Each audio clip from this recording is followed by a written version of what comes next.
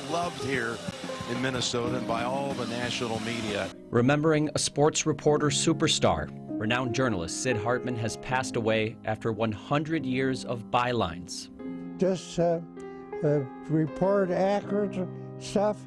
It works out okay. Radio hits. Well, I think they're going to get in, but that doesn't mean they'll go anyplace. And close personal friendships. My very close personal friend, Bud Grant. His impact is lasting, both on professional athletes. You just love to see Minnesota sports do well and report on it. People don't always get to see the human side and how good of a man he was.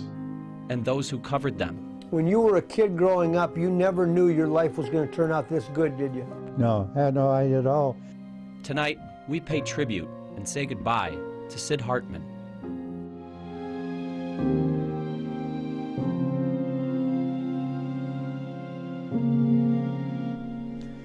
He was a man who helped shape Minnesota sports and those who loved them. This is a live look at a statue of Sid Hartman outside Target Center in Minneapolis tonight.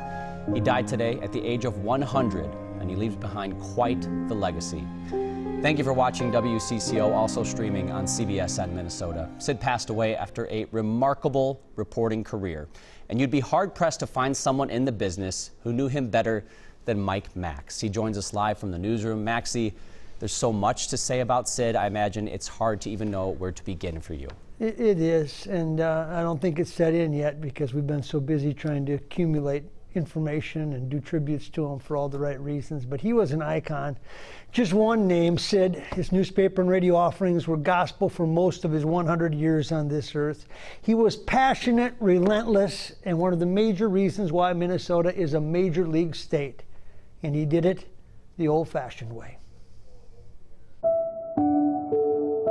I was 12 years old, riding my bike to sell papers downtown, help out with my family. The iconic figure appreciated his career because he appreciated where he came from. A high school dropout that persevered. I quit high school in 10th grade when I got a job as circulation, and I just lucky, that's all. He didn't just make it in the media world, he dominated it because he gained trust. He's the greatest journalist, most honest, forthcoming journalist that's sports that I've ever known. And so he could get an interview with anybody. He was honored again and again because of that. He's my buddy. He's the only guy that I trusted when I was here, that I could talk to and not worry about. He helped run the Minneapolis Lakers, and they won titles. But his biggest thrill of all... The one thing I'll always remember is introducing Bud Grant at the Hall of Fame. My very close personal friend, Bud Grant. You're lucky if you got a best friend. I'm the luckiest guy in the world because Sid came into my life, and we've been best friends since 1945. He even joined Bud and I to do some ice fishing on the roof during the Super Bowl. He was less than enthused. You actually catch fish here? Yeah, you will. You got the touch. I mean, if somebody's a novice outdoorsman, they're not gonna, but you'll catch lots of fish. I don't think it's deep enough. He was ever present. Sid Hartman, ladies and gentlemen. Team on his back tonight. How you doing, Sid? Just walk in front of everybody's shot and just put your joint up there. On March 15th, 2020, he turned 100 years old. Because of COVID-19, it would be his last radio broadcast. What's it feel like to be 100 years old? Well, it's a different feeling. I survived it. That's the most important thing. He did more than survive. He thrived. He took a tough upbringing and turned it into a career that we have never seen and probably never will. The best at his craft because of tenacity and longevity. Your version of what's old changes as you age along the way, but it came in as, this guy's 61 years old. How much longer can he keep going? He kept going, living a life that exceeded his expectations because he worked so hard for that life every day. But you've had a lot of fun in your life. A lot of fun doing it, no doubt about it. We had a lot of fun being around him, Jeff Wagner. I can't tell you, that last day the studio was open at WCCO Radio was his 100th birthday. He did his last broadcast the last day that he could. And you divine intervention or whatever, it was something 7 months ago. I just wish I'd have known that was going to be the last time that I saw him. And I think a lot of people maybe who picked up the newspaper today did not realize they were maybe reading his last column. What does that say about him, that literally in his very last days, that man was still working the job he loved? He had a passion that was unmatched, not just for sports, but for life. He was curious about everything. We go like to a restaurant or to some social gathering, and he was interested in everybody that he met. And he was interested the whole way that we drove there about what he'd see alongside of the road. He was just curious, and you could dislike him and get in a big argument with him, and at the end of the night you still loved him. And that's what he was to me and so many others. He was a mentor to me, but a very close friend. And anybody that was around him knows exactly what I'm talking about. He was just so special in so many different ways. Sid Hartman, a few years back, we did a show called Life to the Max. In the 11 years, we only devoted one entire show to one person, Sid Hartman. We interviewed 30 of his closest personal friends along the way.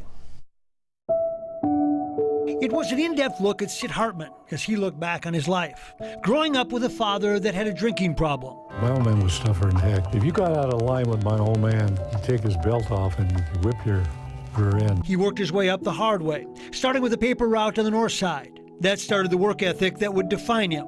I used to get up 4 o'clock in the morning every day to do that news run in the morning, ride my bike in the morning to school, then downtown to sell papers, and then go to Hebrew school from 6:45 to 7 o'clock. Wherever he went, he left a mark.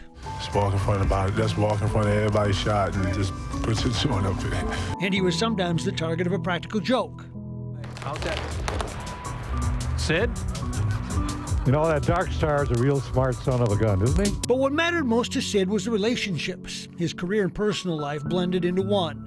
The people he covered became his friends because they learned Sid was on their side. When you have Sid Hartman as a friend, you have a friend for life. You have somebody that's going to back you and support you and be in your corner no matter what happens.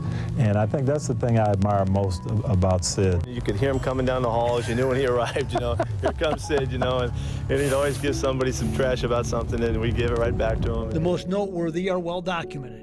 His best friend, Bud Grant, shared more with Sid than anyone. Whatever we talked about, he never ever reported. He never said Bud said, or he never would say anonymously where you know where it would come from. He never ever puts you on the spot, and he does that with other people, not just me. But those people were more than just Minnesotans. He had a national presence, and they had respect for him. Who's the guy that calls you when you're down? Who's the guy that's there whether things are going well or things are going poorly? It's Sid Hartman. His family mattered too. His loyalty and devotion to them, again, blended into his professional life. I can think back to when I was playing Little League, and like all kids, you have some good and bad days. And so you want to get a little bit of help. Maybe you want to play catch in the backyard with your father. Here's how my father tried to help me out with Little League. He brought Rod Carew. That's how Sid would do it. It did not take long to become one of Sid's close personal friends. You know, Sid, he wants the background, yep. And after that day, I found out I was one of his new best friends. That's Sid Hartman. Even when you disagreed, you could not help but like him. He was an original, and he will never be forgotten. Because there is nobody that I've met during the now 40 years that I've been in sports that I respect more, admire more, like better, or would count on more than Sid Hartman. You are a tink, Sid. There is nobody comparable. Thank you.